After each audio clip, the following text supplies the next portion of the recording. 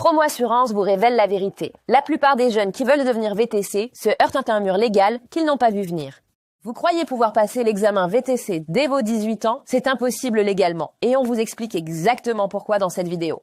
La loi est claire. Pour accéder à l'examen VTC, votre permis B doit dater d'au moins 3 ans et le délai probatoire doit être totalement expiré. D'un côté, le permis encore probatoire, examen VTC interdit. De l'autre, 3 ans d'ancienneté atteint. Vous pouvez enfin candidater. Ce sont deux réalités radicalement différentes. Si vous avez fait la conduite accompagnée, le délai probatoire tombe à 2 ans. Vous pouvez accéder à l'examen VTC 1 an plus tôt qu'un conducteur classique. Depuis 2024, le permis s'obtient dès 17 ans, mais le délai probatoire reporte l'accès à l'examen VTC à 20 ans au plus tôt ou 19 ans avec la conduite accompagnée. Si vous êtes encore en période probatoire, ce n'est pas perdu. C'est le moment idéal pour préparer votre projet VTC et passer l'examen dès que vous serez éligible.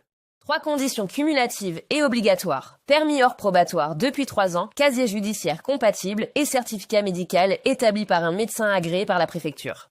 Certaines condamnations inscrites au bulletin numéro 2 du casier judiciaire interdisent définitivement l'accès à la profession VTC, pas seulement temporairement. Vous passez l'examen organisé par la Chambre des métiers et de l'artisanat, puis la préfecture délivre votre carte professionnelle VTC, valable 5 ans pour 60 €. Avant le premier client, vous devez vous inscrire au registre des exploitants VTC pour 170 €, renouvelable tous les 5 ans. Sans ça, vous ne pouvez pas exercer légalement. Et exercer sans inscription au registre RRVTC expose à 1 an d'emprisonnement et 15 000 € d'amende. Ce n'est pas un détail administratif, c'est une infraction pénale. Attention, la carte professionnelle seule ne suffit pas. Il vous faut aussi le RVTC, une structure juridique comme la micro-entreprise ou la SASU, et surtout une assurance professionnelle adaptée. Vous préparez votre projet VTC. Consultez dès maintenant le lien en description pour un premier échange gratuit avec Promo Assurance et avancez sereinement. Une assurance auto personnelle ordinaire ne couvre absolument pas le transport de personnes à titre onéreux. En cas d'accident avec un passager, vous êtes exposé personnellement et sans limite. Le contrat doit mentionner explicitement le transport de personnes à titre onéreux avec une responsabilité civile, circulation adaptée et une garantie professionnelle. Vérifiez chaque ligne.